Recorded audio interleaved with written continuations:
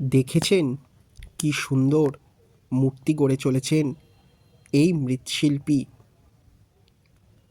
সাধারণত আমরা মাটির সুন্দর সুন্দর প্রতিমা মূর্তি কিনি, কিন্তু এনাদের কথা কখনোই মনে রাখি না, স্মরণে রাখি না। ঘটনাচক্রে কৃষ্ণনগরের ঘূর্ণিতে গিয়ে আমার দেখা হয়ে গেল এরকম একটি মৃৎশিল্পী বন্ধুর সাথে।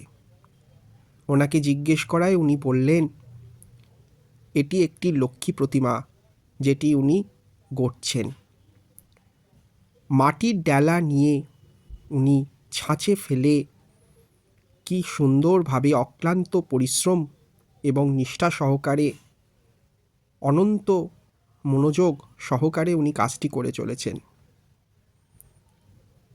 আমি দেখতে দেখতে সত্যিই অভিভূত হয়ে গেলাম।